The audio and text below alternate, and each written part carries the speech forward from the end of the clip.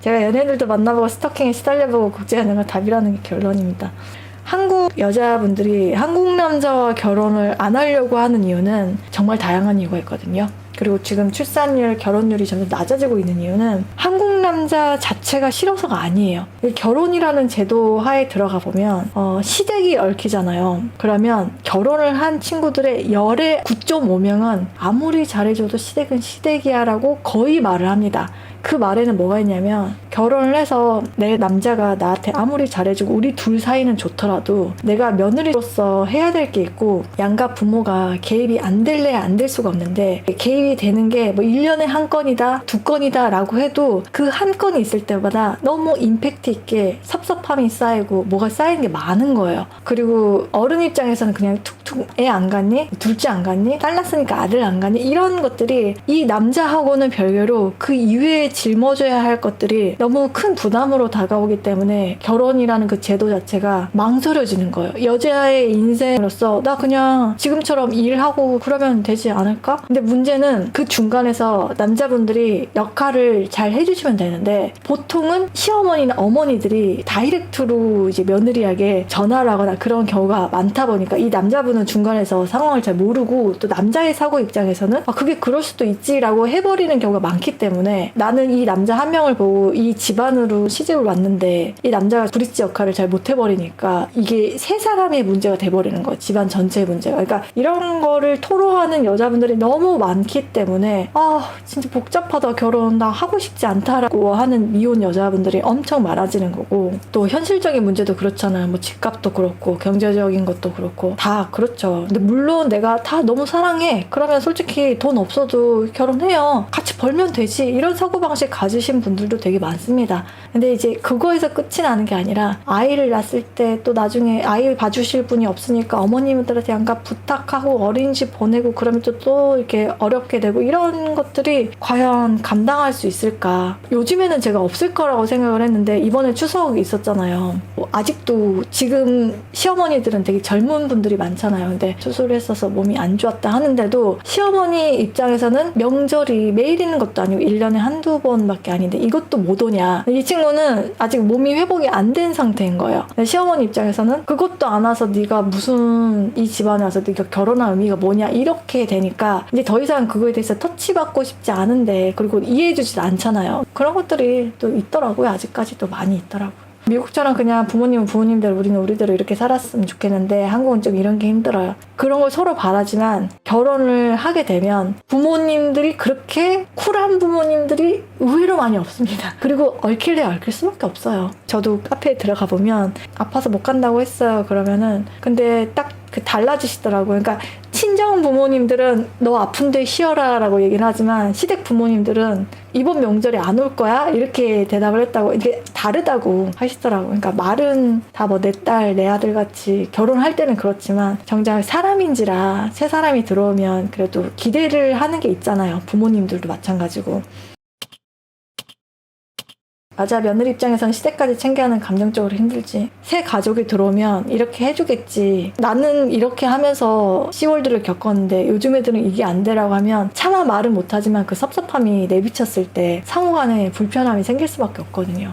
그리고 이런 것도 있죠. 나중에 출산을 하면 그래도 양가 쪽에 어느 한쪽에는 그래도 가까이 살아야지 아이를 급할 때 맡기거나 도와주시지 않을까. 왜냐면 우리는 맞벌이하는 부부니까 아이 출산을 위해서도 시댁이든 친가든 가까운 쪽으로 가야 된다라고 하면 이제 그때부터 또 터치가 안 될 수가 없거든. 애기 때문에 안 오실 수가 없고 안 봐주실 수가 없거든. 근데 아이를 철저히 애기 엄마로서 내가 케어를 하겠다 하기에는 또 남자의 소득 갖고는 할 수가 없는 상황이 계속되다 보니까 결국은 경제적인 것 때문에 이런 문제가 다 벌어진다. 그리고 형제들끼리도 결혼을 하게 되면 어떤 배우자가 들어오느냐에 따라서 색깔이 조금씩 다릅니다. 지금까지 한 20-30년을 가족끼리 해서 우리가 정서가 비슷했지만 배우자에 따라서 색깔이 이제 정서가 조금 섞이기 시작하거든요. 그러면서 형제들끼리도 사이 멀어지는 경우가 많고, 그러니까 결혼이 철저하게 우리만 딱 커플만 살자라고 하면 너무 좋을 텐데 모든 가족이 오손도손 살아가는 것도 쉽지 않고 형제들끼리도 나중에 경제력 차이가 나면 사이 안 좋아져요. 그래서 나중에 막 집안 싸움 나고 뉴스에서도 나오잖아요. 그나저나 제 친구도 10월도 하나도 없는데도 이번 명절 때 잠도 못 자고 식사도 잘 못하더라고요. 근데 진짜 시댁 문제는 남편이 잘해야 되는 것 같아요. 근데 남편분들이 이 역할에서 뭘 해야 될지 몰라요. 내 어머니잖아요. 어머니한테는 참을 말 못하는 게 있고 와이프의 마음도 알겠는데 그래도 그나마 나를 낳아주신 분보다는 내가 선택한 사람한테 말하기가 좀 더 쉬울 수도 있고 이게 애매한 거예요. 어디서 무슨 말을 이 포인트에서 어떻게 해야 될지 모르겠다. 말을 안 하고 있으면 또 와이프가 오빠는 왜 그 상황에서 아무 말도 안 했냐고 또 싸웁니다. 그러면 그 얘기가 알았어 내가 얘기할게. 그럼 또 엄마한테 얘기를 해요. 다음에 그렇게 하지 마세요. 그러면 엄마 입장에서는 여자의 촉이 있잖아요. 그거 내 아들 내가 키워봐서 아는데 네 머릿속에서 나온 얘기 아니다. 며느리가 시켰지? 이렇게 되는 거예요. 그러니까 어떤 한 안 좋은 얘기가 나오게 되면 당연히 엄마 입장에서는 혈육이 더 끌리겠지만 남편 입장에서는 와이프가 더 끌리잖아요. 그러면 엄마 혼자 입장에서는 내가 낳은 자식이니까 이 여자끼리 약간 또 그런 게 있습니다.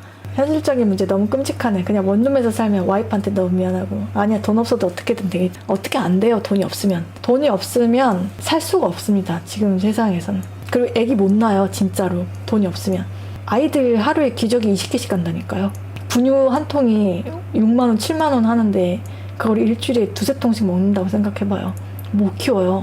그리고 임신하면서부터 계속 초음파 검사 기형아 검사 다 돈이에요. 내 여자를 책임져야지 답이라고 생각합니다. 그러니까 내 여자를 책임져야 된다고 그게 답이라고 생각해서 남자분들은 와이프 편을 들어요. 그럼 엄마 입장에서는 너는 내가 너를 어떻게 키웠는데 솔직히 말해서 며느리는 남이고 너랑 나랑 가족인데 네가 어떻게 나한테 이럴 수 있냐. 아들의 그 독립을 말은 그렇게 해도 정작 그 상황이 되면 섭섭하다고요. 나는 부모인데 나는 뼈를 갈아서 너를 키웠는데 어떻게 네가 나를 이럴 수가 있냐. 이렇게 해야 된다니까요.